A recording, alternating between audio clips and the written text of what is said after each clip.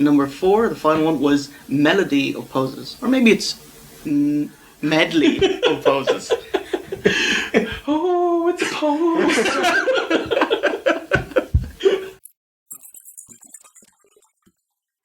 Hey, Poochie, you look like you've got something to say.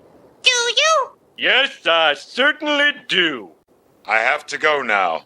My planet needs me.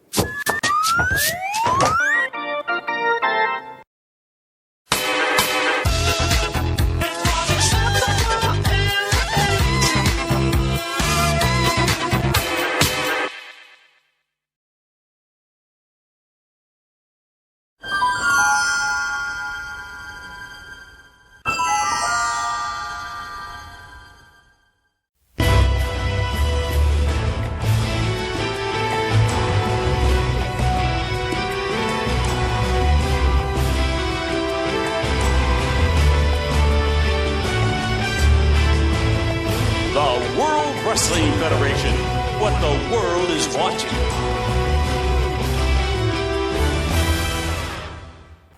All right, Hulk Hogan, and visiting you over the past week, you are hungry, but what if in the Royal Rumble, the big boss man should track you down? Well, you know, Mean Gene, I'm worried about a lot of things, man, in the Royal Rumble. You know, yeah, the boss man's won. But first off, me and all my Hulkamaniacs, we're looking at the Royal Rumble as the resurrection of Hulkamania, man. Oh, yeah, Hulkamania lives. Oh, yeah, Hulkamania's running wild. And you better believe the Hulkster rules, brother. But if somebody like the big boss man gets in my way, I'm going to give him a lifelong sentence of Hulkamania. Even if his partner, the bad Akeem, gets in my way, I'll press him over my head and throw him out of the ring. We got the Heenan family. We got 7'4", 565 pounds Andre the Giant. But I got a lot of things going for me, Mean Gene. I got the 3 demandments for a foundation, the training, the prayers, the vitamins, brother. And with all my little Hulksters watching my back, I don't care if it's dog eat dog in there. I don't care if it's every man for himself, because the deck is stacked in my favor. And with all my little Hulksters watching my back, I predict victories for Hulkamania. All right, at the risk of sounding negative, Hulk Hogan, what if you and your mega power partner, the Macho Man Randy Savage, in this competition where there are no partners, what if the two of you happen to collide? I guess if it comes down to me and the Macho Man, he's gonna find out real quick that the Hulkster's never been beaten. I've got the largest arms in the world, and yes, Macho Man, I am still called the champ by all my Hulkamaniacs. What are they gonna do when the largest arms in the world rumble on through? Oh, what more can you say? Gorilla Monsoon, let's go back to you. Hello and welcome to OSW Review, the old school wrestling video podcast, filmed in glorious grapple vision and encoded with blast processing. I'm your host Jay Hunter, here with Steve aka V1 and Mr. OOC as we chronologically critique the Hulkamania era, and tonight we're reviewing the final stop before the Mega Powers explode. It's the Royal Rumble 1989. Let's do it to it.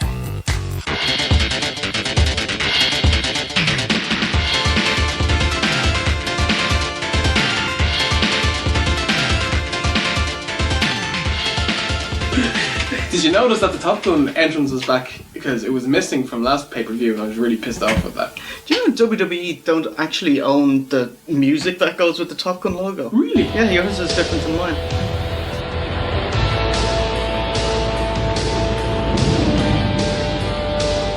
Alright, so our opening bout is a 6-man, 2 out of 3 falls tag match. It's the heel Rougeaus and Dino Bravo versus the faces Hart Foundation and Hacksaw Jim Duggan. Jimmy Hart, who was dropped by the Hart Foundation, is advising the heels of their weaknesses. I actually quite enjoyed this match. I really liked the Canadian team, although there was kind of a 1.5 Canadian teams. The Rougeaus and their, I know you mentioned it before, but the flag waving and all, that's marvellous. It's a great gimmick, isn't it? Yeah, it's fabulous. Because I think at the last show they mentioned that they were moving to Memphis. Oh, very good. Very so good. from Montreal to Memphis. Uh-huh. The USA chants for the faces were quite humorous, and Jesse does point it out. Their USA chants when Bret Hart's wrestling. Duggan really over again. I don't know what he does. I mean, he's you know, an All-American, he, you know, waves a flag, and why is he getting pops? Like, why, you know, he starts the USA chants and he gets a big pop. It's the worst kind, isn't it? How over would he be nowadays? Like, not at all. You think so? No. I still love that shit though. They do that like highest rated Raw where everyone was praising Raw. It's like 2 hours of We Love America. It was the one after was it Bin Laden was killed. Oh Jesus! We got him. I thought that the opening of this match with Anvil and Dino Bravo doing the kind of powerful strongman grappling thing, I missed that from wrestling. You never see that nowadays. I thought it was great. Well, test of strength, like. Yeah, it's just you never ever see it. I know it's not like exactly realistic or anything, but I just think it's awesome. Duggan came from NFL, right? Yeah, they all came from the NFL. Do you know what team he came from? Like Jim Duggan played for the Atlanta Falcons. Really? Really? Yeah. Goldberg played for them as well, didn't he? That's right. Very good. Yeah. So the crowd explode when Anvil rams the heel team in the corner, and there's like a pile-up in the corner. It was great. Then the heels turn around, burst to the face finisher on Brett, and Jacques gets the first fall. The jumping whoopsie doodle. I love that. It's great. Raymond is the much more talented guy. It's just he seems to carry them through all of their tag matches. I've kind of noticed this over the last couple of months, and he had a fucking whopper mustache as well. one to be celebrated, definitely. Yeah. The winner and loser of the fall must start the next fall. Is that fair? Like that's a distinct disadvantage. I just think nowadays you just book to suit whatever you need the kind of outcome of the match to be. Correct. Yeah, that's true. That's right, every show. Yeah. Somebody call my mum. So there's a camel clutch, then a Boston Crab by Jacques, as Brett tries to inch his way to the corner. So Jacques has to continually readjust like a crab. It was fantastic. The match really dipped. I mean, it started off really well. I thought it ended really well as well. But in the middle, you know, the classic 80s, early 90s kind of beat down, you know, Brett cut off in the corner. It just went on and on and on. And, you know, okay, he got his baby face sympathy and all the rest of it, but it dragged the match on for me. Maybe it's because it's the first match on the card, so your tolerance was at the highest, but I really enjoyed the match. Like, this whole pay-per-view went through one go, no problems, just loving it. Same here. Brett gets the beat down, blocks a monkey flip. Has that been done before? Have you ever seen anyone block a monkey flip? How did he do it? He just kind of hooked his arm. He was at the turnbuckle and he hooked his arms into the ropes. And it's like, taking the bump. I've never really thought of that, no. So they build to a hot tag. The crowd go mental as Duggan cleans house and pins Ray Rougeaus himself, despite Anvil and Brett doing the slingshot splash, and Brett almost necks himself with it. I would notice Hacksaw has the hard head gimmick. So extend that gimmick from blacks and foreigners to idiots. Or is that all the same thing? Are they equal? You know. Finish of the match is Ray pushes Brett off the turnbuckle and Anvil goes to schmoz with him. Dino and Brett are in the ring. Hacksaw sneakily hits Bravo with a 2x4 from the apron, and Brett picks up the win and wins the match. So despite Jacques trying to break up the fall, and nothing stops Brett from pinning Bravo. So very 80s. Yeah, and great to see Brett picking up the fall. He's really starting to get going at this stage. I was very happy overall. Yeah, overall this was a pretty damn decent match. Got a bit slow in the middle, but you know, the opening 5-10 minutes and the end were definitely good enough to make this definitely above average. I thought that the Rougeaus were awesome in this match, especially Raymond's mustache. I was impressed. Alright.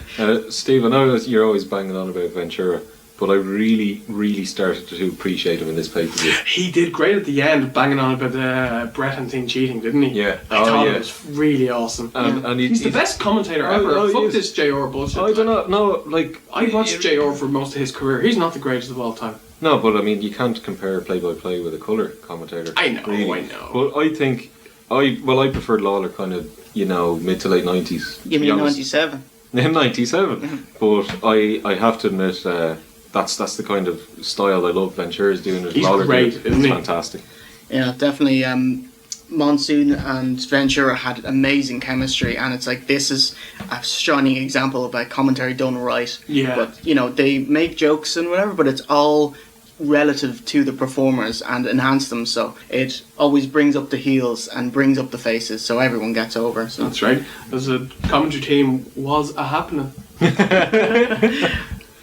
we go backstage. We have a pre-tape with the $1 Million Man, Virgil, and some cretin in a suit. $1 Million Man can't believe his number and calls Slick to try trade numbers with one of his clients. And then we cut to various wrestlers choosing their numbers out of the, what do you call this, lotto spin dealy? The bingo ball thing, isn't it? Can I get sorry. It's a tombola. A tombola? Tombola. Tombola. Yeah. Is that what it's called? Oh, very good, very good. Alright, so yeah, we see the Bushwhackers, Yeah. the Honky Tonk Man, no noise effect, the Bad News Brown, Demolition, Axe caused the attendant a geek, which is where Alvarez must have got it from, and then we have Jake Roberts. And you guys actually got the Rockers. Well, I didn't. Yes, They cut it on mine. Did. Well, this whole segment, I thought it started off really well. You know, DiBiase, what's he doing? You know, this is going to be great. Gets progressively worse. You know, Bad News says something. Jake, as I could barely hear him as well. And then at the end, it just gets the Rockers, and they just say good luck, and then off they go. That was a terrible segment. Do we really need that? Like, No. Alright. Then we get a voiceover by Ventura telling us that the Super Pose Down is next. This has to be Vince's wet dream. 2 roid monkeys showing off their body. Cut to Fink handing off the mic to Mean Gene. Rude comes to the ring and cuts a quick promo, and then Warrior comes out clad in his wrestling There he gear. goes, full speed ahead. The reigning Intercontinental Champion, look at him. He is something else. Look at Heenan, got out of there in a hurry. What were they doing, working out in the corner just? He was pumping something there. Certainly he's getting pumped up, Monsoon. This is a pose down. It's not a wrestling match. Well, this guy doesn't have to get pumped up. He's pumped up all the time. He's an idiot. I find it odd since there's no reveal going to mixed genders, but you know when women do bikini contests, they all have a robe so they can disrobe and show off the bikini, but you know Warrior's just out in his attire, so you know he's not going to change or wow, you know, anyway. No. No, we've seen it before. Anyway. So the gimmick of the Super Pose then is that Rick Rude knows his shit and he has, you know, professional poses and that, and he has names for them, and Heenan always tries to get him over and tries to cajole the fans while still being heel to vote for Rude, and Warrior is just like a 5-year-old flexing his muscles. It was awesome. It was amazing. Ventura even, you know, even is giving out about Warrior's poses, and at one point he's just jumping up and down, like turning around, jump up and down, doing a pose.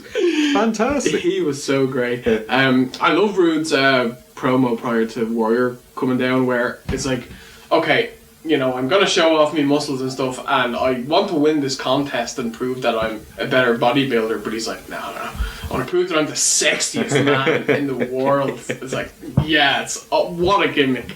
This man is a heel. He's fucking awesome. Warrior's entrance, just say that it was great.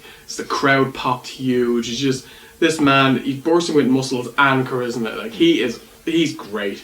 Obviously, the first thing that came to my head is Hunter and Big Papa Pum from like 2003, wasn't it? The exact same thing. The exact same gimmick. Exact same booking as well. Exact same gimmick, that the heel is the guy who is clearly in better shape, is clearly a better poser, knows what he's doing, is doing everything right, but it's just, you know, the fans are going to cheer for the face, of course. Did you notice Rick Rude's Warrior jocks?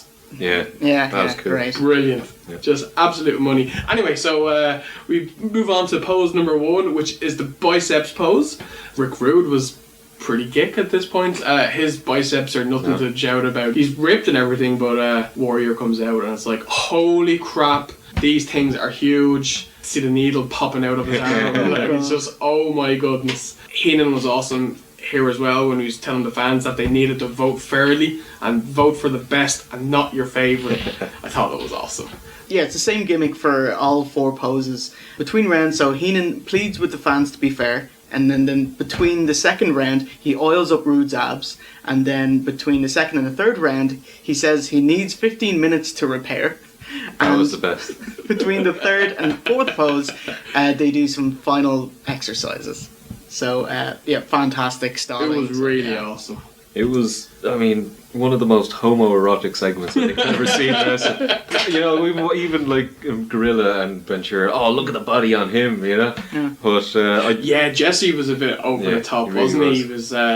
He was. Not letting Monsoon say anything. He's like, what would you know about this, you know? Yeah, it reminds me of last year's Rumble where they had a super long non-wrestling spot. Remember with Dino Bravo doing the bench with press the weights. That's right, yeah. During the pose down, only Rude's theme plays. War's theme never played. Really? Yeah, it's like he was really trying his best to win the crowd over, and they're having none of it. Heenan was amazing in this whole segment. Just his handling of the crowd was so expertly done. He had them eating out of his palms. Fantastic work. he was saying the great people of Houston and all that. It was fantastically. It's great because, you know, he's a heel and he's always said heel things, so to hear him being a sycophant, sucking up to the fans was brilliant, you know. Rude had these like pro poses, but he still gyrate all the time, negating whatever pose, you know, he was supposed to do. That's because he's sexy. That's what sexy men do. They gyrate. Okay. So You know, Steve. Damn fucking right. Pose number 1 is the double bicep pose. Pose number 2, best abs. And Rick Rude smoked Warrior on this one. Holy shit. He awesome. He's putting his oil on before his pose. It's just great just a little things. Number 3, most muscular pose. And that was too close to call on that one, I'd say. Okay, and number 4, the final one, was melody of poses. Or maybe it's medley of poses. Oh, it's a pose. You know, Rude does his pose, and before the Ultimate Warrior can finish turning around and hulking up, Rude smacks him from behind and chokes him out. This is the funniest moment in OSW review so far. Warrior's there doing his pose, and he, goes for the big pose. Heenan sprays him in the face with the water, and obviously Rude was late attacking Warrior, so Warrior's just standing there like, gets sprayed in the face like that, and she goes, just completely ignores it, and then finally Rude comes up and whacks him in the back. Absolutely hilarious. And then just to top it off, when he finishes battering with his flexi bar, he poses again. That's just brilliant. I loved it. I loved the segment. This is one of the best segments we've watched since we started doing this show. I fucking loved it. I'd imagine if we saw this on a pay-per-view nowadays, we'd all hate it. Yeah. But in 1989, man, this shit worked, and it still works. It was awesome. Yeah, it was awesome. Like, this is one of my earliest wrestling memories that I definitely remember watching, and I loved it back then, and I loved it, last week as well. It was fantastic. As a Warrior makes the comeback, the heels skedaddle. The officials come in to break it up, and Warrior cleans house. It's hilarious. The suits are flying all over the ring. He's dumping them all over the place. It's absolutely fantastic. He just goes mental. So no walk of shame for him. He goes mental and runs to the back and ends the segment. Yeah. Alright, so next we got a women's title match. Rockin' Robin with one of the worst themes in wrestling history. Holy God. I don't remember or something. Oh, right.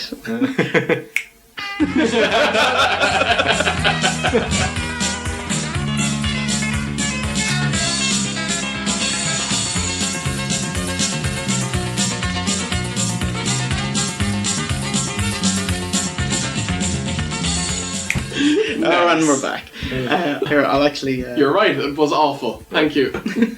She's hideous, though. Rockin' Robin? Yeah, face-wise. Oh, she's 80s hot, man. Really?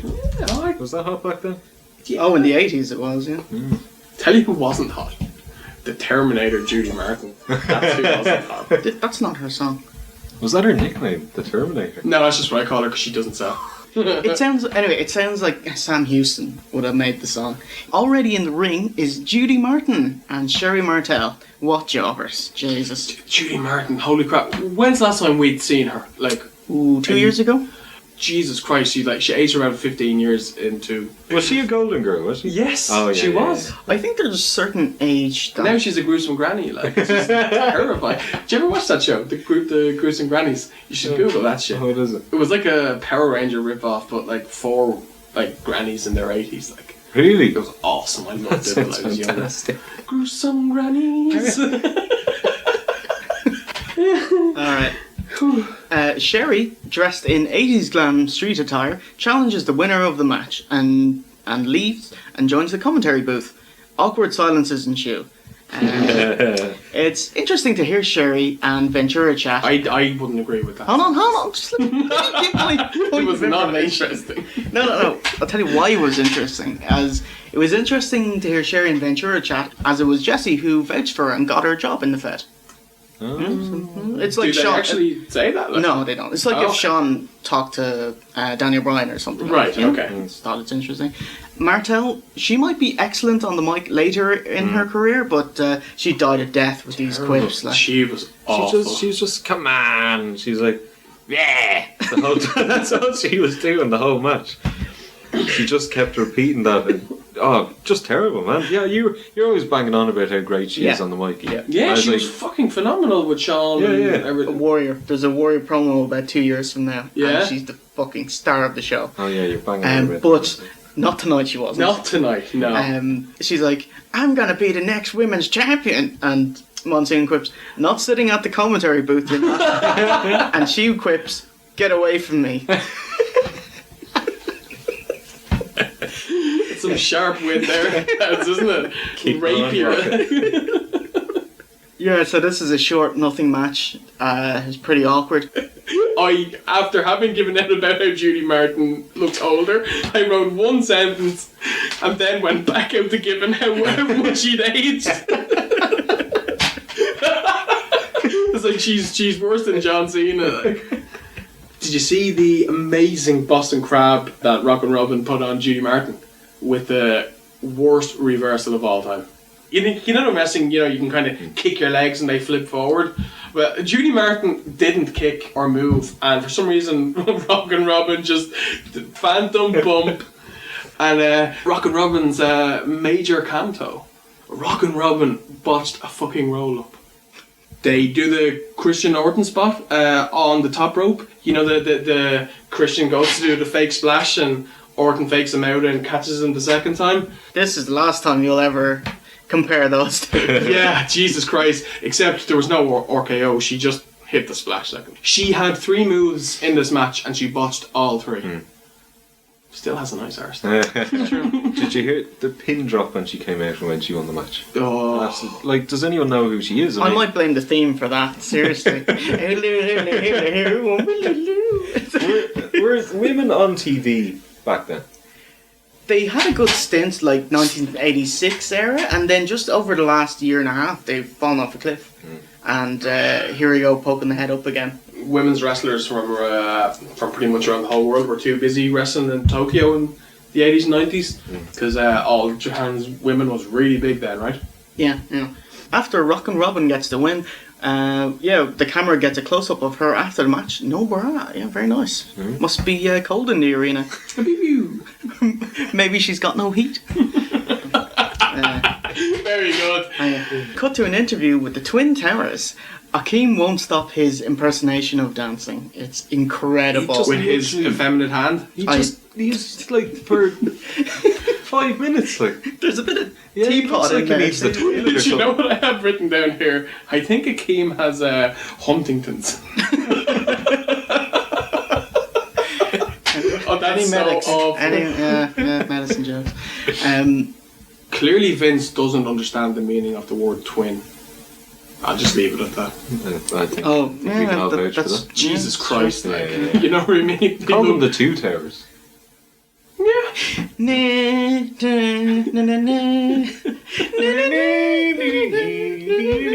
Sorry, Steve. Alright, so And I thought I'd ruined the credibility of the show.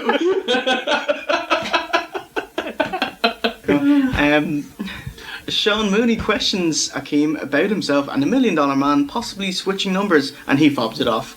Backstage, we get an impromptu interview with Rudin Heenan, who says he had Warrior beat from the first pose. So nothing promo there. Happened there. Yeah. Alright, so it's time for the Royal Rumble match. The Fink Room... No. What? Hold on a sec. No. God, no. Why? What's going on? Haku! Oh, we've got some more promos as well. Yeah, there's the Jimmy Hart promo when he was talking about his boys and He just says Honky's going to win. Yeah, but then he says Greg Valentine's the master of the figure four. Because that's going to help in the Royal Rumble. If a guy can't walk, the injury is shin. He's got to go dead weight. I missed all of this. None of this is in the Coliseum home video. There was the Jimmy Hart one. There was an interview with Liz where she basically says that she'd be cheering for both Macho and Hogan, and she doesn't know who she'd cheer for if they ever wrestled. Looking smashing as always. Oh, she was gorgeous again. And then there was an awesome Mr. Fuji promo. He says that the Powers of Pain are coming for demolition in the Rumble, and that's all. At least the fucking, is it Barbarian didn't cut a bleak Japanese promo like last month. It's like, that man can't speak English. Yeah. I'm pretty sure it's meant to be his first language as well. Okay, so time for the Royal Rumble match. Nope, no, still not. We have the amazing King Haku versus King Harley Race. And the first thing I've written down is, God, I'm dreading this match. Is the winner of this match the King of Kings then? No, because Harley Race is the ex-king. He's not technically the king. Yeah, that's right. King Haku took his kingdom from him. Very good. He actually did give it to him, but no backsies. He gave it to him? Yeah, Harley Race. I was telling you last time no backsies. He clearly didn't touch his two heels. If he just went up to Haku and went, please. What happened is Harley Race injured his back when he was wrestling Hogan, and so he actually gave it to Haku, here's my kingship, and went off injured for a few months. So when he came back at the Survivor Series, he started a thing where it's, I want my kingship back, and it leads to this match. I just would have said no. No? Too old? Very venerable, very magnanimous savage, this lad, Yeah. So, King Haku comes out. Haku? What the hell was that? I've turned Russian. Oh, he's gone too Welsh. Oh, Welsh. Haku comes out on his throne, and Haku gets off his throne, and then King Harley comes out. Despite there being 5 men carrying him, he just comes out and picks up the throne like it's a piece of paper. I thought that was quite cool. Did you? Yeah. I thought it'd been cool if he had at least sold it, it weighed something, but he just whoop. It was nothing to him, it was like a fucking Happy Meal box or something. But Haku was still on the thing. It was probably, a cardboard throne. Yeah.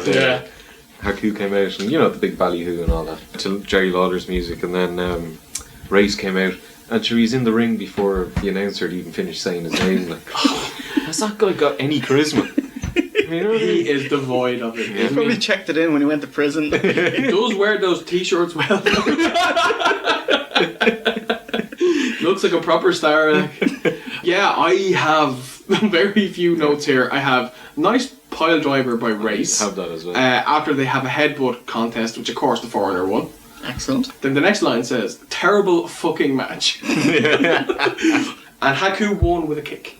It was actually a very nice thrust kick. Was it? Yeah, it really was. I just have, he won with a kick. Watch it again, man. Where did he go? Watch it on the tape later on. Yeah, so terrible match. What did he expect? I did enjoy, though, Heenan, anytime anyone was getting on, getting the momentum, he'd be like, I'll go on Race, I'll go on Haku, because he was going to be managing whoever won the match. So that He's was great, pretty, he was great, but he couldn't save the match. Is it time for the Rumble yet? Well, there's a couple of promos, really. Oh, man.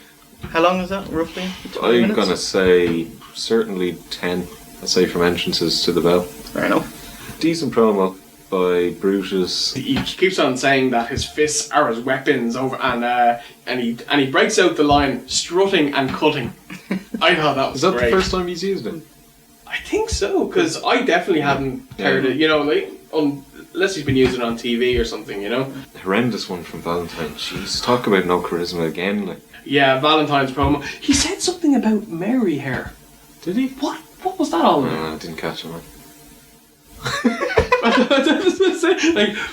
He's got very religious hair. What's more to...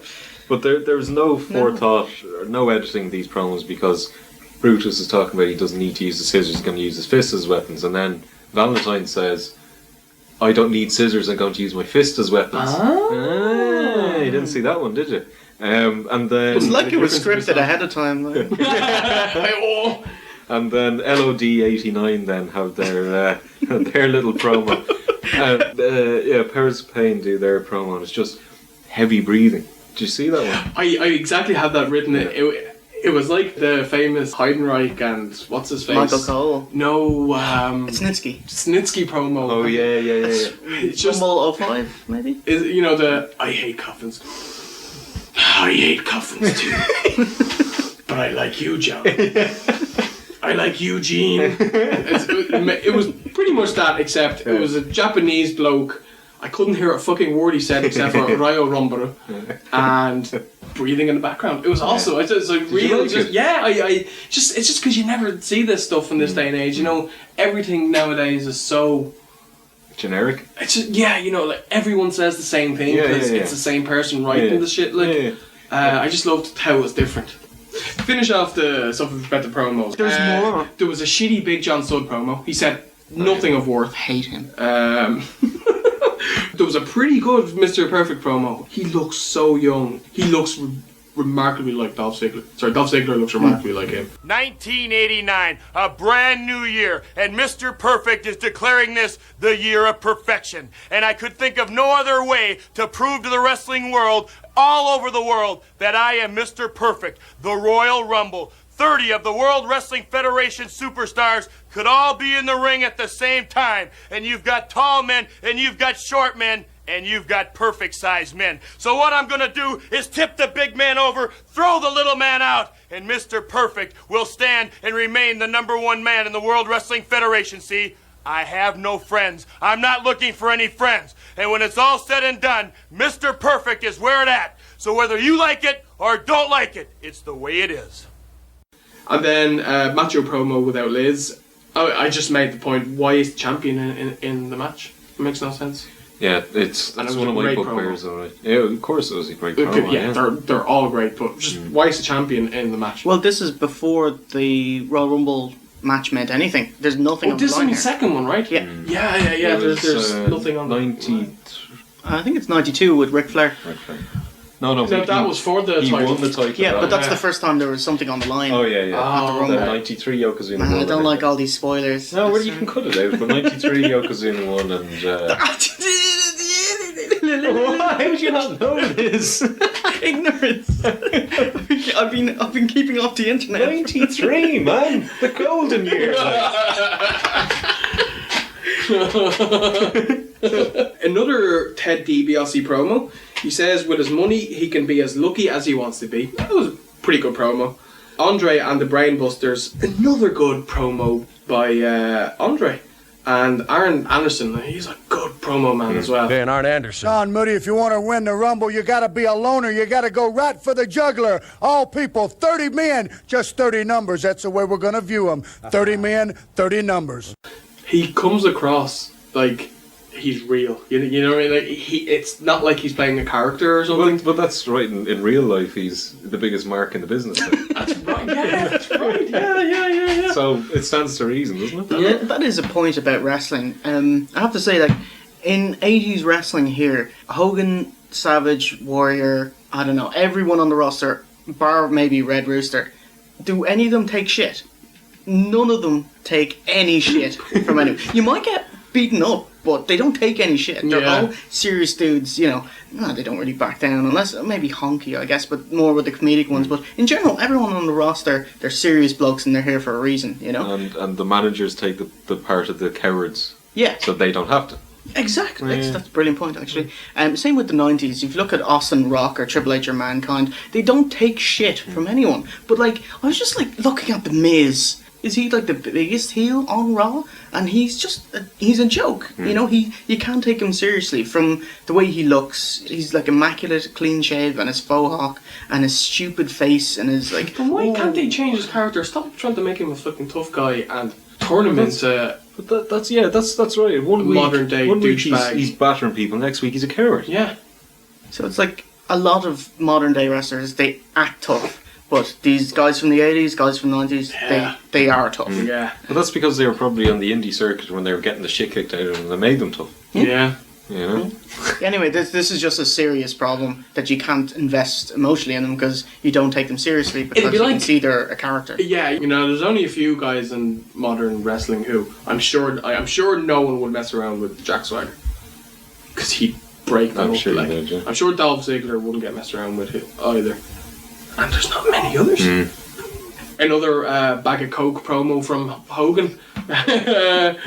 He's really skinny in this one for some strange reason. It's like, didn't the whole steroid shit not start for another 3 years? Yeah, 91. Yeah, because he looks really slim. But it was an awesome promo, fucking great. Hogan's promos are always great. Didn't he say at the end he's the real champ and everything? Didn't he go? Did he say he was the real champ? I think so. I think he said something like, all my Hulkamaniacs know I'm the real champ or something. I might have misheard, or it might have been really, really subtle. That's really cool. Can I say it now? You can. Alright, it's time for you. I have to go for a smoke. Love it.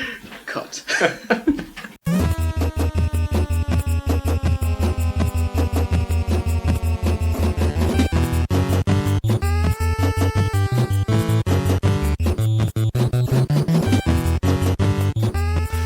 Alright, so it's...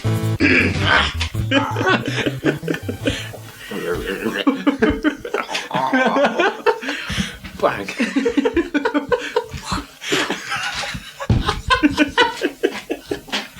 Best story ever. Alright, so it's time for a main event. It's the Royal Rumble match. Alright, so Fink runs down the rules. 2 minutes between wrestlers. And he had to refer to his crib notes, though. Usually he knows it off by heart, but not this year. So this is only the second time ever, right? Oh, come on, 3 lines. By the way, just before we get onto it, did you see... Oh my god, more promos. No. Just at the very start of the pay-per-view, Vince is running down the card, or running down some random guys who were in the Rumble. Yeah. He gave the Red Rooster a specifically high on the card of review, didn't he? It sounded like he was doing it live or something, because he was tripping over his words, he kept forgetting wrestlers' names. Very bad. Yeah.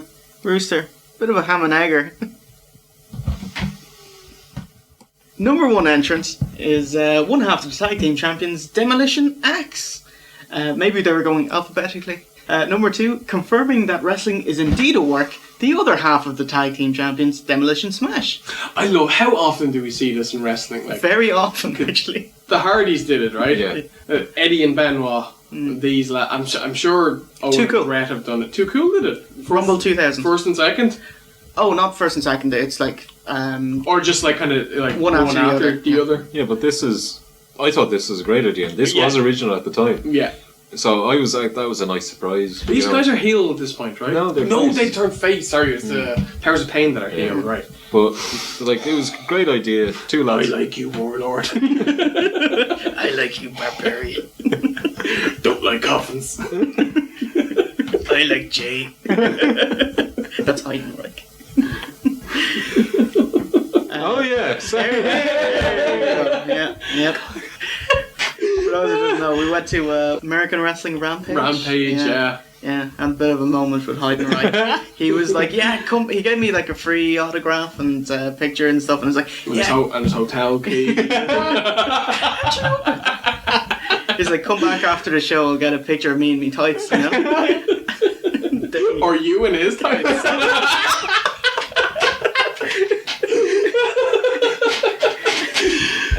But he didn't after his atrocious match with Black Magic. Oh, he looked so... Do you remember when he looked back up to us and there was like puppy dog face?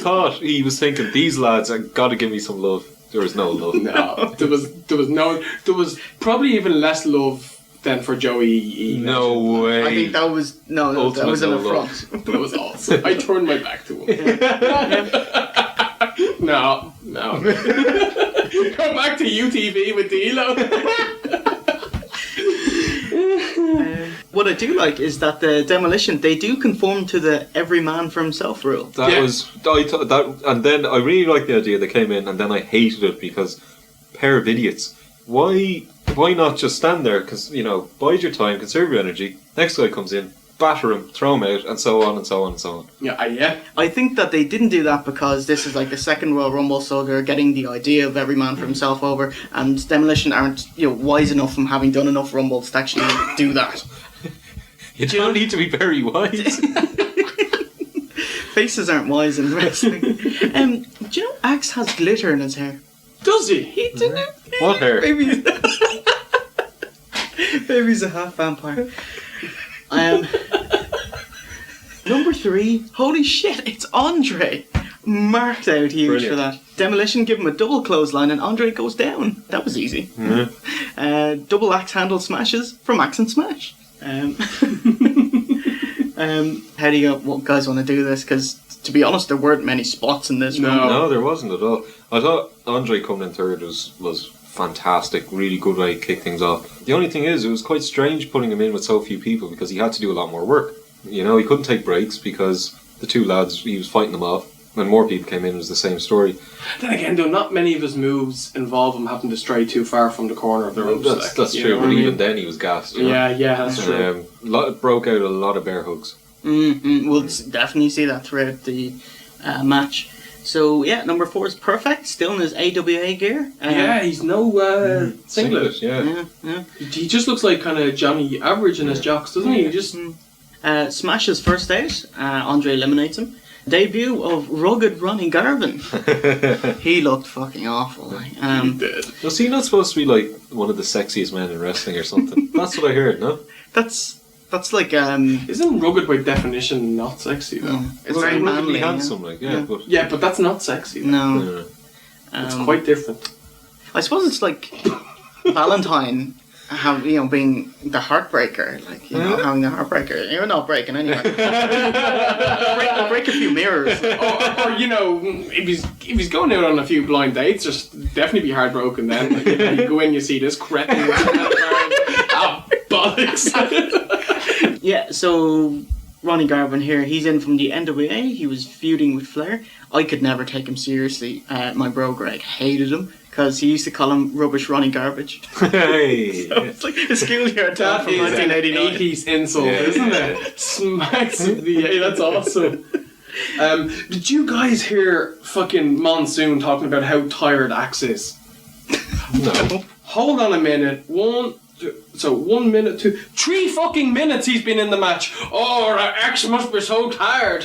I'm the Iron Man after all. JR somehow managed to go back to 1989. But sorry, that just really pissed me off. You know, like, don't say it after 3 minutes how tired he is. Yeah, the buzzer was pretty awful sounding. Who will it be? There goes the buzzer! And no theme song plays after the buzzer. Yeah, that pissed me off. People have to just wait to see who it is, you know? In 96 or 97, that first introduced theme songs for every entrance. Holy shit, it was that late. Yeah. I thought it would have been much earlier than that, yeah. Yeah, so Valentine number 6, fuck you. Number 7, Jake the Snake. Goes straight for Andre, gets a big pop, and but he gets it choking on the ropes. For an age. He gets a huge pop though. He's still really over. Oh, yeah.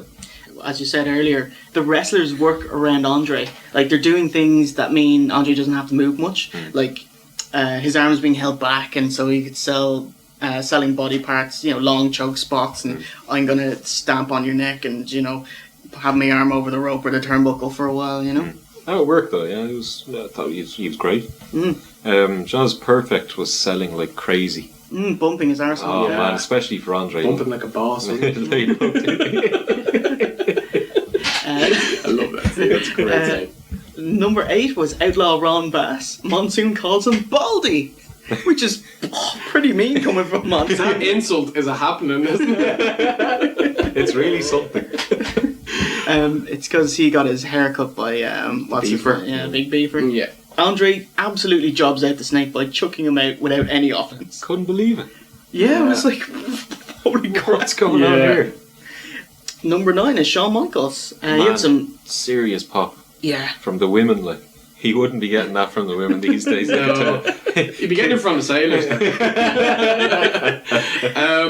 His spots with Perfect look fucking great. These two guys, You know, it's like, it was clear watching these two that, you know, the days of the big men are kind of clearly not gone because we've got 8 more years of that shit to go, but it's just a slow change. The fans were really digging the spots and they look fucking great. C skins the cat. Yeah, Sean skins the cat and then Perfect does Super Rikishi style. Yeah. Which is fantastic. Yeah, bumping like crazy for each other. Number 10, Bushwhacker Butch. I was wondering why Butch was getting such a huge pop despite it being his first pay-per-view. It was actually because Jake was coming down the entranceway.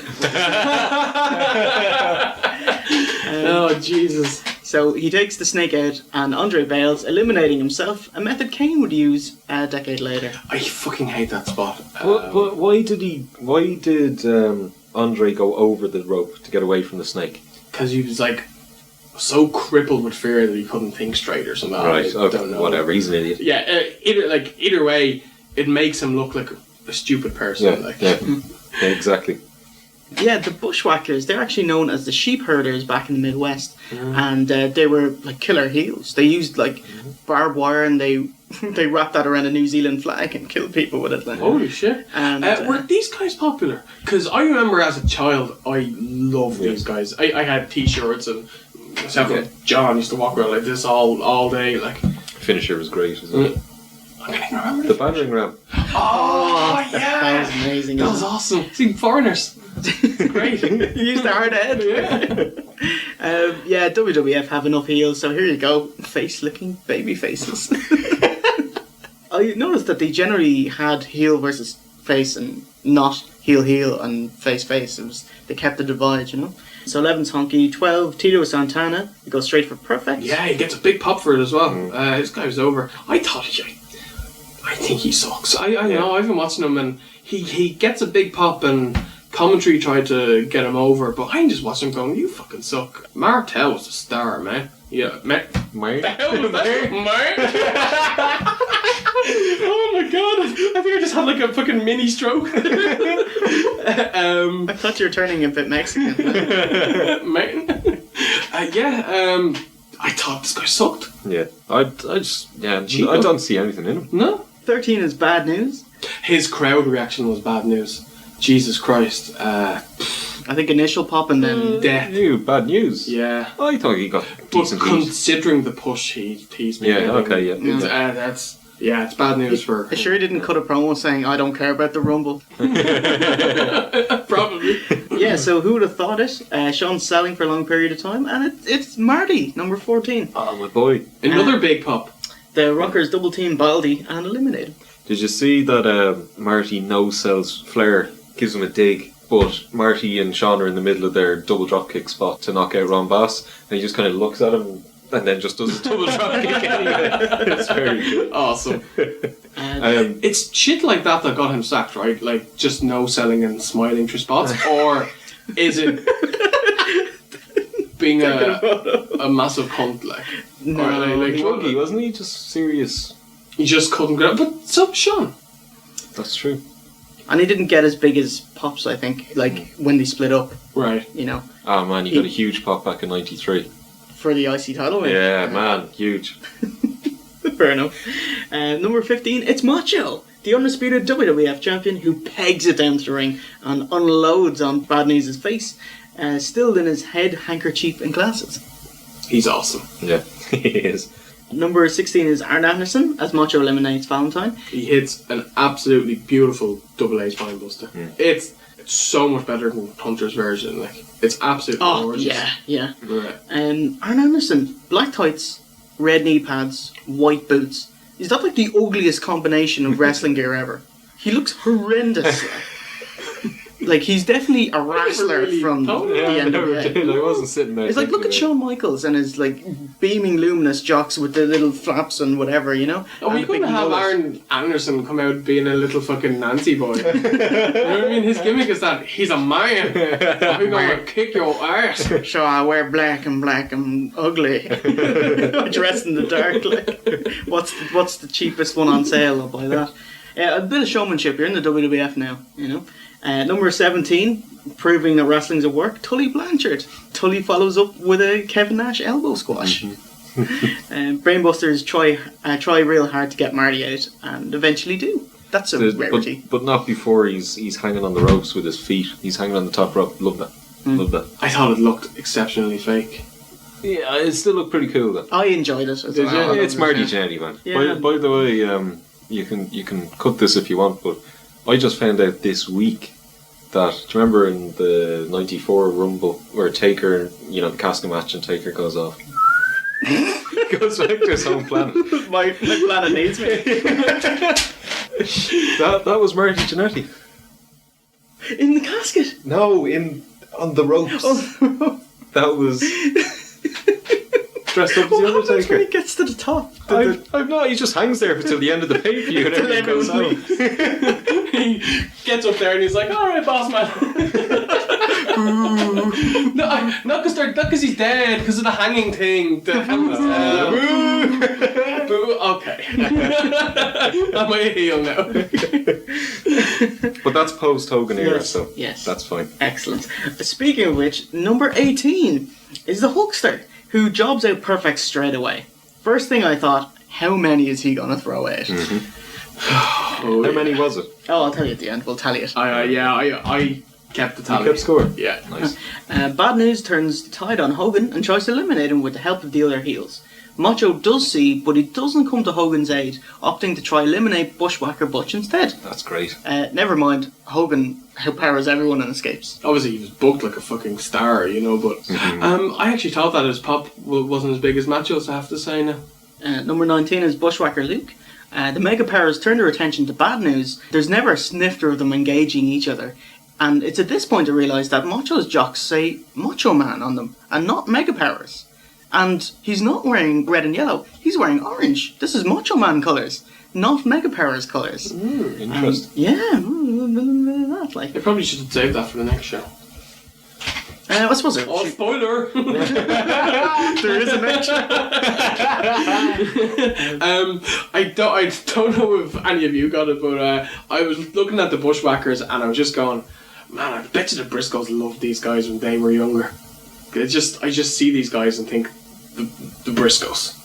Number 20 is Coco Beware, who's wearing his Hulkamania red and yellow. Yeah, noticed that. Hulk gives him the receipt by throwing him out with ease, then Bushwhacker Luke. Did you notice that Hulk actually got a little bit of heat for throwing out Coco? Because the fans liked that guy. I thought that was pretty cool. Dude deserved better. Yeah. Number 21 is the Warlord. I was waiting for this. This is awesome. I didn't know it was this Rumble. Did you know? No. Oh, it was great. Warlord gets in, giving it all that. Hogan gives him the clothesline over the ropes, and he absolutely smashes his shins off the ring apron on the way down. Look really sore. Ow. Yeah. Lord steps in. Whoa! Oh, and he's back with a 360, and he's out of there. He wasn't in there 2 seconds. Look at this, and the Hulkster dumped Bad News. But he also dumped Savage too. Look at, Savage is hot. Savage is blaming Hogan. I don't blame Savage. Hogan did that on purpose. Wait a minute now, just the Hulkster went over and dumped Bad News. In the process, here comes Elizabeth. Now what is she doing down there? Seems to be some dissension in the ranks here, Jess. Look at that, step right between them. If anybody can straighten this out, she certainly can. That sucks, man. Also, I love the you're going to be eliminated spot where you hold the ropes and lean back. Yeah. It's almost he knew it was coming. Well done, Hogan. Then Hogan dumps out both Bad News and Savage. Savage is absolutely pissed and blames him, so this is a big spot of the night. And Liz tries to play mediator. She looks gorgeous in her 80s 101 Dalmatians outfit. Ventura stokes the fire, saying that he knows Hogan, who'll stoop to any level to win. Savage and Hogan finally shake and make up, and both leave. Yeah, I thought it was fucking awesome. Oh, man. Yeah, the whole thing. Yeah. Captivated. This was clearly the 30 seconds that this whole show was meant for. Like, it was fucking brilliant. Everyone played their part really well. Jesse Ventura was awesome again. Liz was great. Brilliant. It was booking perfection. Oh yeah, wasn't it? I'm getting excited now. Just thinking about it. Yeah. what's going to happen next. Yeah. You know? Yeah. So Savage and Liz leave, and then number 22, awesome, it's the boss boo. It had been about 4.5 minutes since Warlord came in at this point. 2 minutes is a load of shite. It's ridiculous. Are you trying to say wrestling's not real? I would never say that, or even think that, Joe. Yeah, so Hogan flattens and slams trailer until he turns it around with an avalanche splash in the corner. Yeah, man, this is definitely a different age. Hogan took a pile driver from the boss man. I was just saying he's kind of like a mid-carder giving a main eventer, Hogan, a pile driver. Like, Vince would not think about having Cena take that, just worrying about his neck, or Orton and his neck, you know. Yeah. Monsoon says, the only reason that Boss Man is after turning the tides here is because Hogan has been in this match for over 30 minutes. And Jesse Ventura turns around and goes, what are you talking about? He's in here for like 6. Yeah. I thought that was awesome. He's feeling how I was feeling around 20 minutes earlier. Okay, and number 23, again confirming that wrestling is a work. The third time tag teams have come out sequentially. The Jive Soul Bro, Akeem. The other one's Demolition at the Start and Brainbusters. So How great of a tag team would Akeem have been with the Funkasaurus? Ooh. Somebody call them respective mamas. I just thought of now, that'd be great. Yeah, well done, Steve. Hogan hits a back body drop on Bossman and dislodges Bossman's t-shirt. And so he looks really unkempt. Just like that. He looks like this in every match. Yeah. Twin Towers double team Hogan and fucking eliminate him. It was amazing. Oh, I just thought of you with this. Steve's gonna mark into this. I couldn't believe it. Talk about a push here, like. Yeah. And then, so that's great. And, you know, I'm thinking at this point, these lads are looking amazing. Next thing, Hogan, he just won't let it go. This is probably my most hated spot in wrestling.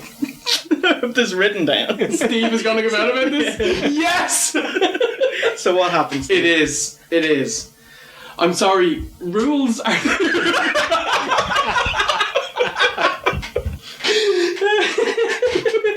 Basically, after being eliminated by the non-Twin Towers, Hogan sticks around and eliminates Bossman.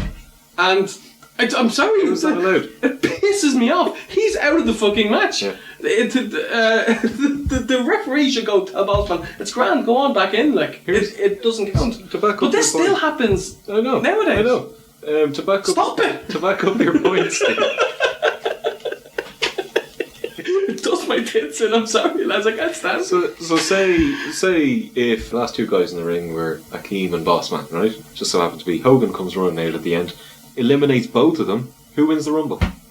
I think they restarted with the... If that happened, they'd both get a shot at Yokozuna. Actually, they'd have a pay-per-view called The Final Four and have the last 4 lads in the ring a la February 97. Oh, is that what happened? Look at this, just bringing it up. I love it. It's Several great. years in wrestling. Is that what happened? Yeah. Did you notice Akeem giving Beaver a blowjob in the corner? Yeah, man. What the fuck was that all about? I have to freaking circles and everything to make sure I mention that. Jesus Christ. I've nothing else to say.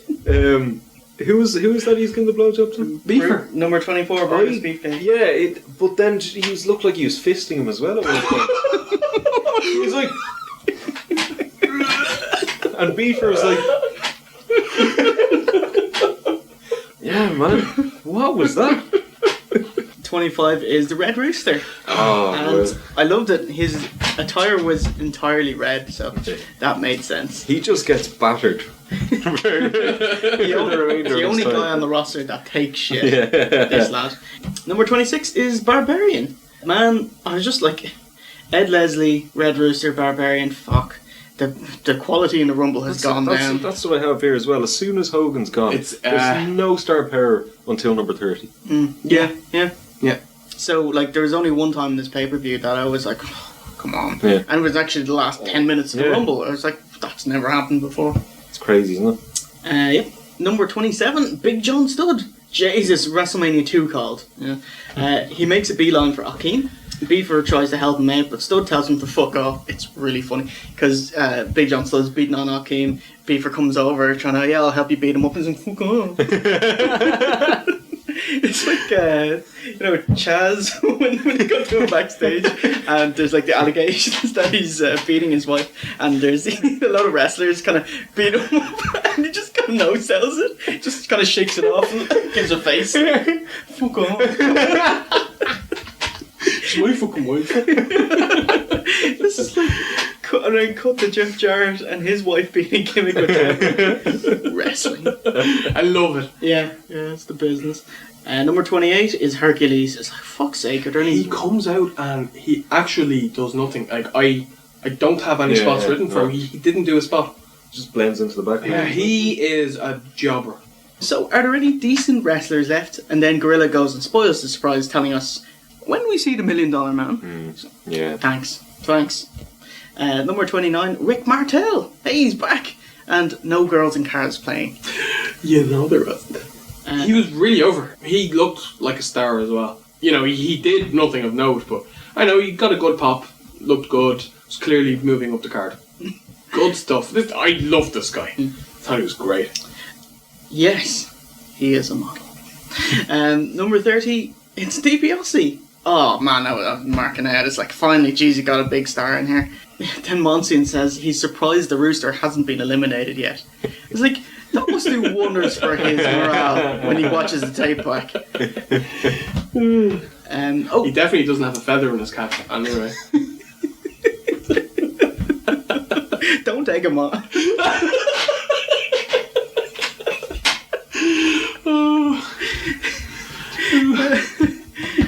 What a cock. You should rise above it. Oh god. Ventura explains that the Rumble match stipulates that managers must leave the ringside area, but since Virgil's a bodyguard, he doesn't have to. I made that exact note. Amazing. Yeah, that's good logic. $1 Million Man, with the help of Warlord, eliminate Hercules and Beaver. Then Barbarian. Barbarian. Yeah.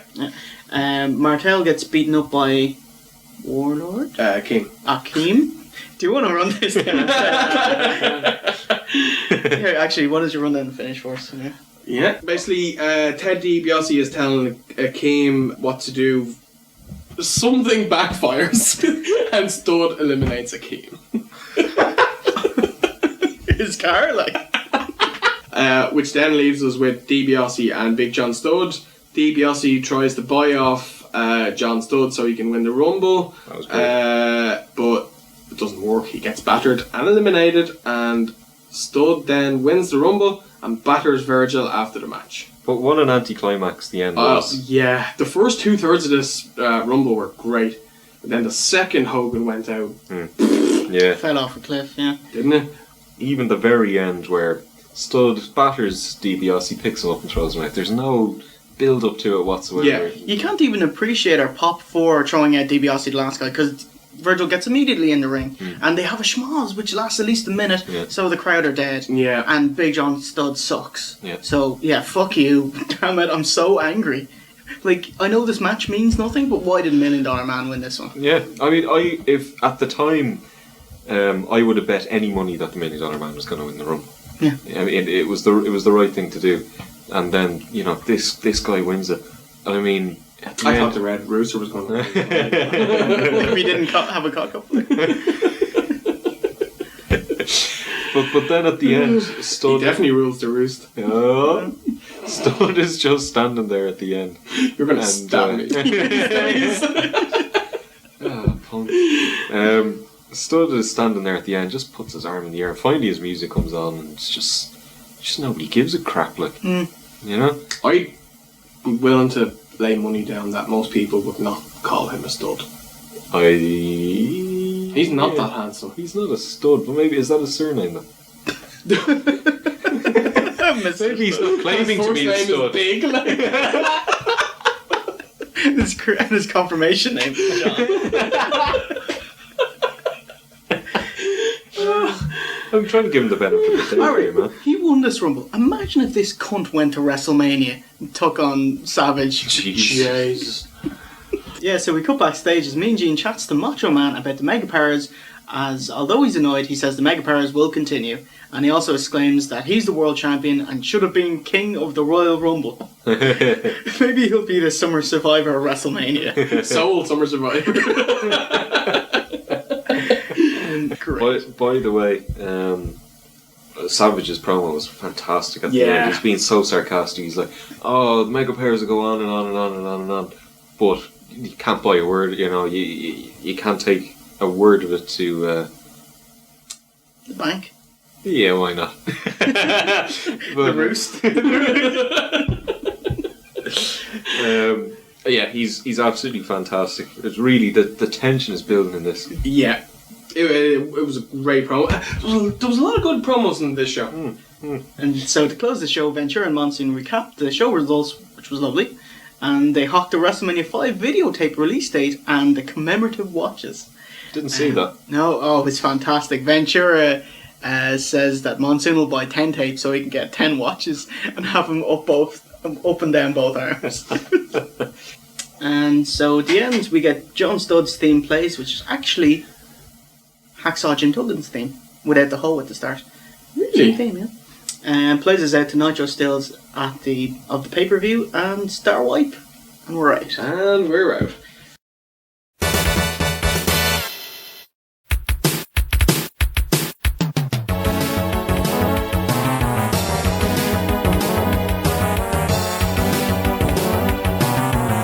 Okay, here is the extra segment in no. Alright, so here we are in an extra segment, just like last year's Raw. We're going to tackle Saturday night's main event. It was the final stop before WrestleMania 5, February 3rd, 1988. Who's eating? Alright, so it's the Mega Powers coming out to Hulk Hogan's theme and his colours versus the Twin Towers, Akeem and Bossman. Great ovation for the Powers. Hogan starts off by cleaning house their huge pop. He outclasses the Bossman. I'd call them more like the similar towers. Twins. I'm happy with the two towers. Maybe the cousin towers or something. They're not even dressed in similar attire. I know. Yeah. Well, technically they're both wearing blue and yellow.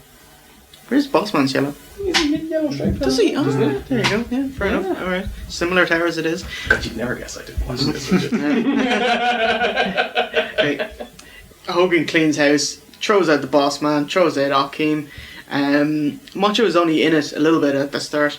Hogan delivers a devastating axe handle from Bret's rope, the second rope. Akeem finally turns the tide with a rake to the eyes. People, note that down. Yeah. That stops a Hulk up.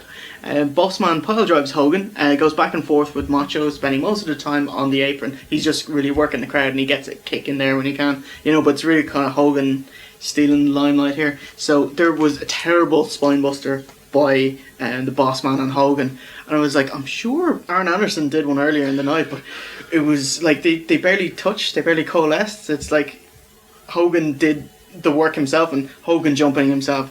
So there's a classic Macho Man spot where he grabs Akeem's head and jumps over the top rope, giving him a hangman, and he's moving at a lightning pace, like he's so nimble, and then he jumps up to the top rope and gives him a splash. That's right, that was the move that started his big feud with Steamer, right? He did that to him and hurt his throat, and that was what led to their awesome match at Mania 3. I think Steamer was actually leaning on the outside security rails, and Savage comes down and like hits his neck off the security rail. Oh, okay. That's how he injures his neck, something like that. Anyway, I like that spot. Anyway, when he jumps over the awesome. ropes. So the big angle of the match is where Akeem throws Savage through the middle rope, and then he absolutely flattens Elizabeth onto the floor. It's great. So Hogan comes to Liz's aid, pushing Savage off to get to her, while Liz sells it like she's Linda McMahon. She's absolutely dead. Yeah, like just... And anyway, Savage facials no are great. rape jokes, AJ. It's still a classic. Savage could work at any time. So Savage comes to and he sees Hogan, nursing Liz and falling over, and he's not impressed at all. And so he goes back into the ring, getting double teamed by the Twin Towers. Hogan carries a prone Liz to the back. And when he gets to the back, some porters are there with a gurney and he puts her on it and wheels her all the way back to the medic's room, So Hogan's in tears, Liz is still stiff as a board, And the medic, it's like, oh my god, she's not moving, she doesn't look like she's breathing or anything. So check one pupil. Oh, let's just check your blood pressure. Like, what kind of medic is this? Anyway, go to ad break where I give out for a few minutes. So after break, Hogan comes back to the ringside, gets a huge pop, and Macho has been getting the beat down since Hogan left. And Akeem and Bossman, they deliver a double backbreaker. Like, you get one knee each. It's like, oh. And, Macho's between them. It's very awkward looking.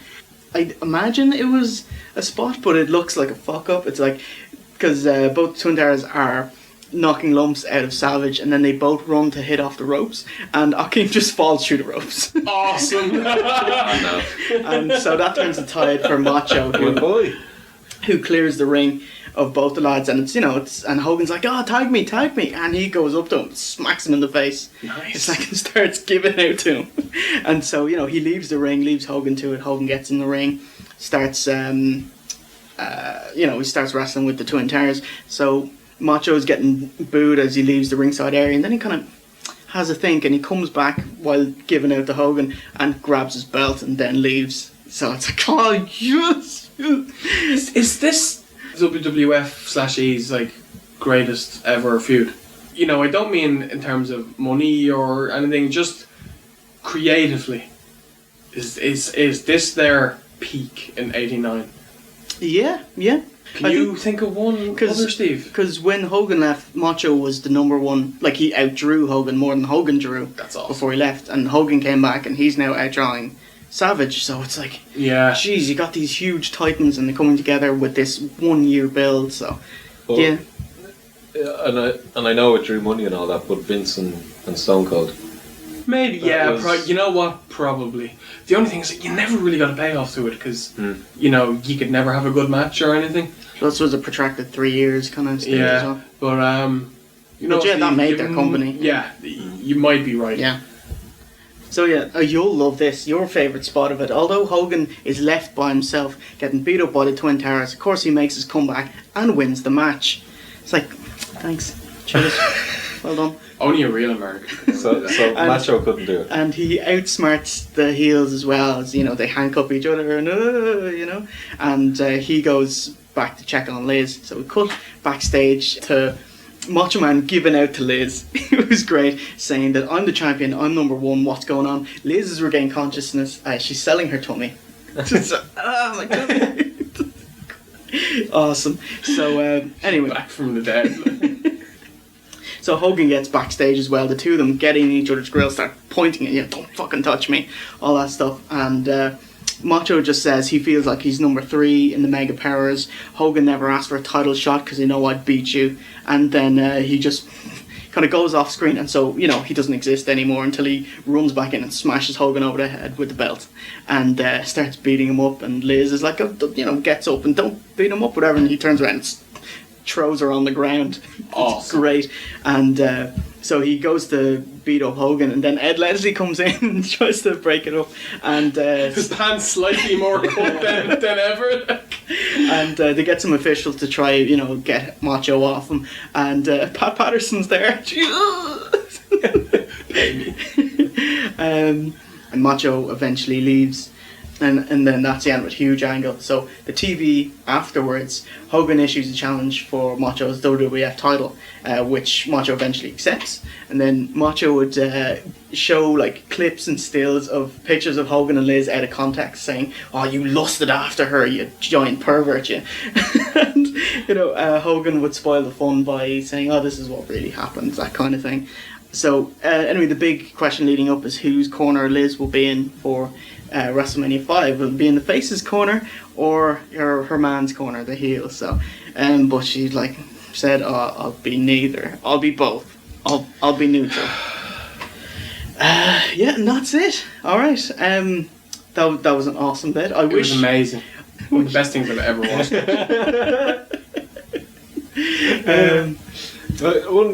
One question. Actually, no, I have to say, it sounds fucking awesome. But do you not think that they're crossing the line, pardon the expression, going a little bit over the top, as in it sounds like Savage obviously was thrown into Liz, and then Hogan was like, well, what the hell are you doing? Come on, pushing him away and going off with Liz. Is that not a little bit over the top? What did Savage actually do wrong?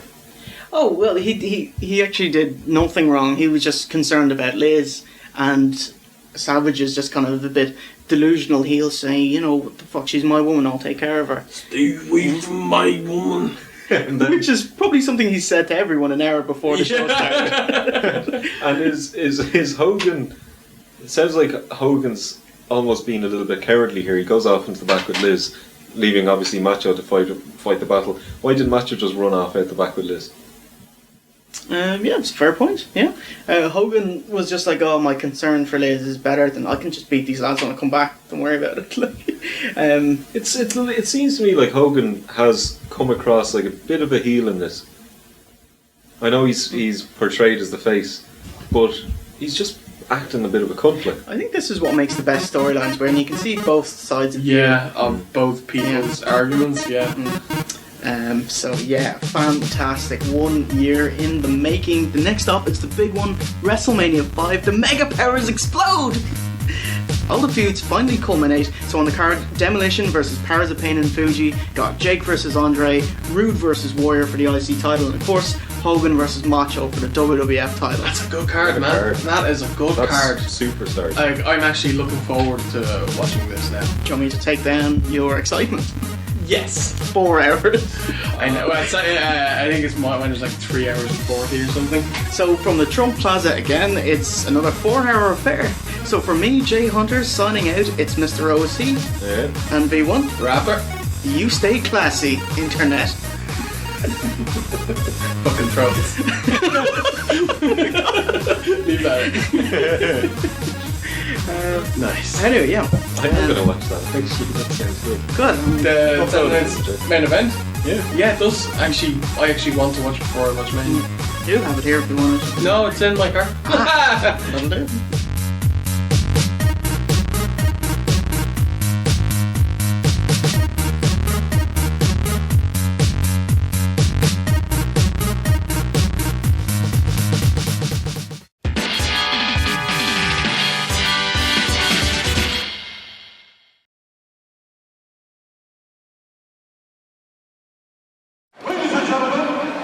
This contest is for the World Wrestling Federation Heavyweight Championship. It is scheduled for 1 fall. Introducing first, the challenger. From Harlem, New York. Weighing 271 pounds. Bad News Brown.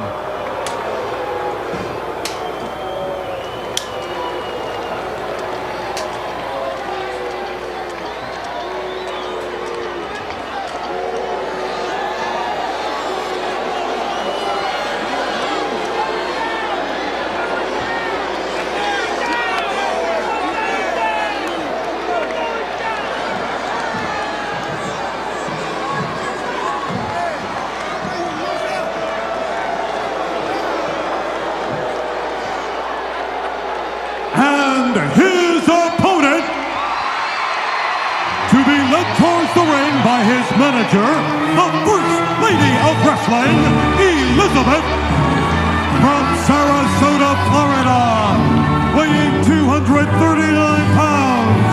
Here is the undisputed World Wrestling Federation Heavyweight Champion, Macho Man Randy Savage! Oh, and Randy Savage opens with a blast on Bad News Brown, the Macho Man. Absolutely leaving nothing to chance. He's certainly surprised Bad News Brown. Bad News Brown a little complacent there, standing idly by. Had his attention at the right place at the right time. And look at Savage. Oh. Macho Man Savage going right out after Bad News Brown. And don't forget all the horrible things that Bad News Brown has been saying about it. Look out. Here they come. Just about right in our lap. Holy mackerel. Savage is on fire. He's at the top. Macho Man Savage. And at this rate, it doesn't look as if the challenge is going to last 5 minutes because Savage is on fire. Look at him. Macho Man Savage totally out to destroy Bad News Brown. But Brown says, hey, I'm going to have my day as well. Wow, how about this, Billy Jim? I'll tell you, I've never seen this Macho Man Savage so fired up in my life, and he came out here and he tucked it to him like it's never been tucked to him before.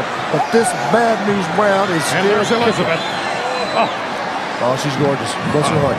Indeed. Uh-oh. Now, out goes Macho Man. What a match. Now, that might have been a mistake on the part of Brown because he'd taken the initiative away from Macho, and then he throws him out. Bad News Brown is out after Elizabeth, giving chase. He chases her away from Macho Man Savage, the champion of the world, and now he goes back to work on Macho Man. Bad News Brown has predicted earlier this evening that history was going to be made here tonight at Madison Square Garden, meaning that the champion of the world was going to hail from Harlem. From New York, yes, and that would be a fact. He was quite truthful about that, but he's got to do that first. He's got to win that championship to make history, and at the moment, he looks as if he might very well do just that. He has literally the Macho Man on the ropes. Oh, on the throat, on that top rope. Hillbilly Jim, in your experience, what would you say would be the best thing for Macho to do now to hang on to his title? I would say what he's got to do is he's got to come back some kind of way. He's got to mount some sort of a comeback. He's got to turn the tide here because if this continues like it is, he is not going to make it another 2 minutes. This guy's got everything rolling in his favor. Bad News Brown going outside of the ring and clubbing and hammering away on Macho Man Savage. Elizabeth is appealing to the referee, Dave Hebner, who is really not giving her the time of day as he has other things to watch inside that squared ring and outside of the explosion at the outset from the Macho Man. This has been all Bad News Brown, the Mean Man. And I'm sure he wants to get to the Ghetto Blaster as quickly as he can. Headbutts Macho Man Savage to the canvas. Well, it started off with Randy Savage being very much on fire, but suddenly it was all taken away from him when his attention was diverted, obviously by Elizabeth. And I've always said this, she is detrimental to his career. I don't think she's helping him one iota on the outside. What do you say, Hillbilly? She's got her hands, so there's nothing she can do in a match like this. This Bad News Brown is fired out here, and he has got a look in his eye like I've never seen the man before. He is determined. He wants this belt. He wants to embarrass this world champion right here tonight. He wants it bad, and he wants to do it in front of his own people here in New York, and I don't blame him. What a great thing for him. About the only thing she can do is distract Bad News Brown, and I don't think he is about to be distracted in this match. Talk about a man with a mission. She is worried. Just look at the face of Elizabeth. Look at her.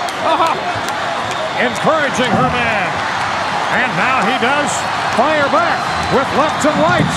He's at his feet.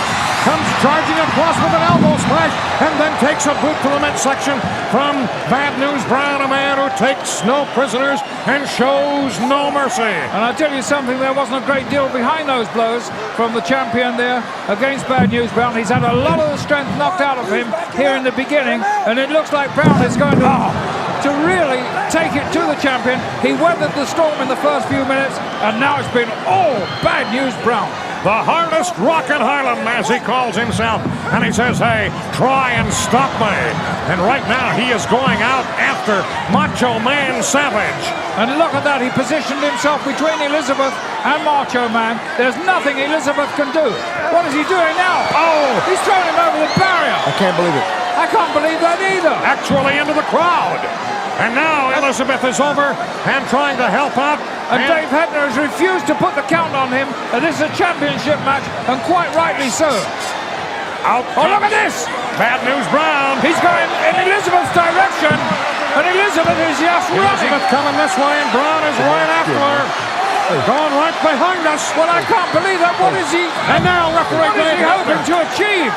What he is actually achieving, he's giving Macho Man Savage time on the other side to get his act back together again. And he better do that because Brown News Brown is now headed in the direction of Savage.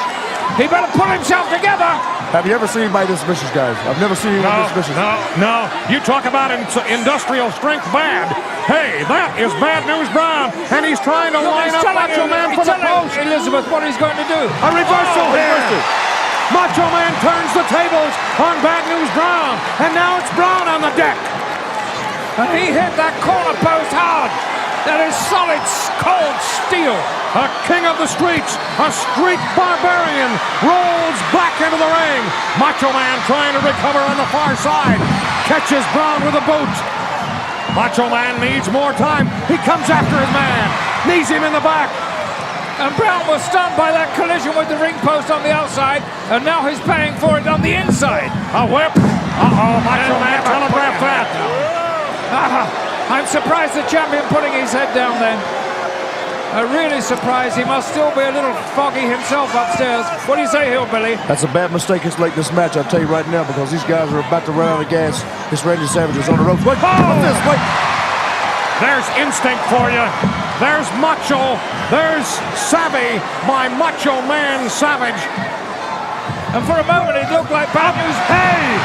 Brown's vision was cloudy because he didn't see where Savage was. I think he's having trouble with his vision. Look at this! Out he comes! Oh, here we go. And it's hand-to-hand combat on the floor. And the referee's down. Hebner in the camp. Macho Man is back in. Bad News Brown trying to follow him. Back out again comes Macho Man Savage. He broke up the count, which was what he wanted to do. Savage wants to finish this, I think, inside the ring. And if he does, he should get there quickly. We're going to get a pile driver on the cement floor here, I believe. No, he can't get him up. And Macho Man turns him over. And the count is still going on. And it's Macho Man Savage back into the ring. And he's going to the top rope. And this is what he does best. Macho Man is going to fly. Here he comes. He catches Bad News Brown from the backside. And now goes back into the ring. Can Brown possibly get back within a 10 count? And everybody here is on their feet. They're all behind the champion. And the referee's counting. Brown is back at the ring. The Macho Man meets him. Has him on the apron. He's going to bring him in the hard way. Suplex in. Macho Man showing the marks of the war. And covers his man. A 2 count. Savage again. Going for another high-risk move. A very high-risk move. He's at the top. Brown saw him. Brown saw him and was ready for him with that right hand in the middle of the gut. Brown's got him where he wants him now. That was a really smart move there by Brown. He knew that Macho Man was going to duck. He let him do that, and then he hit him from behind again. A great line, a backward plunge. And this could be the championship right now. No! It doesn't get any closer. Oh, Macho Man Savage dodges another bullet. How many more can he get out of the way from as Bad News Brown again distracted by Elizabeth across the way? He certainly doesn't like Elizabeth clapping for her man. Hillbilly, what do you think right now? Hey, look at this. Look at this. Macho Man has Brown where he wants him. Savage to the top. High risk move. He's up here again. Here comes the Macho Man. Brown rolling out of the way. Macho Man may have hurt his leg or arm or back or neck. Wow, he came from 15 feet in the air. And Brown wasn't there to break his fall. He's got to hurt Brown a lot more before he attempts that move again. Because this man is resilient. He's tough. He's really rough. He's mean. He's from all of it. He got him. He got him. Oh! What a match. What a match, guys. Wow! Just a tremendous victory by that man, the champion, and he's certainly proving himself to be one of the greatest champions of all time. Oh, we're talking champion indeed. We're talking real champion. There he is, Macho Man Savage. And still undisputed World Wrestling Federation Heavyweight Champion, Macho Man Randy Savage. And now Savage has come to the aid of referee Dave Hebner, who Bad News Brown They're playing his about music. to assault. They're playing the champion's music. Ah, yes. Pomp and circumstance. Let's listen.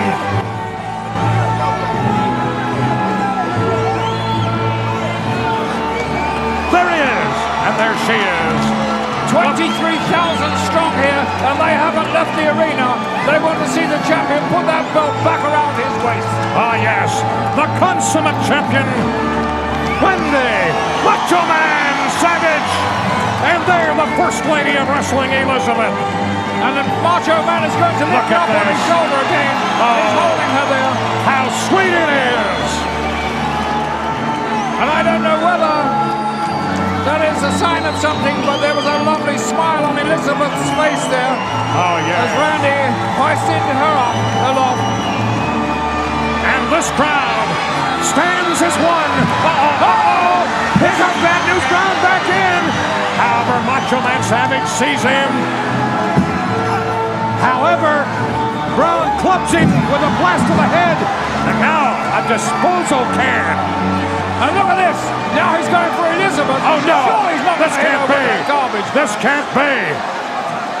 Elizabeth taking a chance at Dave Hebner somehow or another knocks the garbage can away from Bad News Brown, and now it is Savage throwing it in the direction of Brown, and it's filled with garbage and pop cans and what have you. whatever he tried there, he didn't manage to bring it off. I think he wanted to humiliate the champion Elizabeth, but it didn't work. No, what do you it say, didn't. Billy? I'll tell you. That man, look at there. Look at Dave this. Hebner Yes. is in a bad place, and he needs help. We need a paramedic here for referee Dave Hebner. We got to get somebody out here to help that referee. Down on his face outside of the ring. As you look there at Hebner. Give the champion a mic there. Oh, yes, indeed. Where's that microphone? Over here, Randy. Hebner is on his feet. Oh, yeah. That's all he wanted, and that says it all. Boys, you think he wasn't tested? From the champion. You think he wasn't tested tonight? That's the ultimate test right there, buddy. Absolutely. It don't get much tougher than that. That guy there fought from his heart and soul. Let me tell you, if it wasn't for just a little error, this guy could have been the new world champion.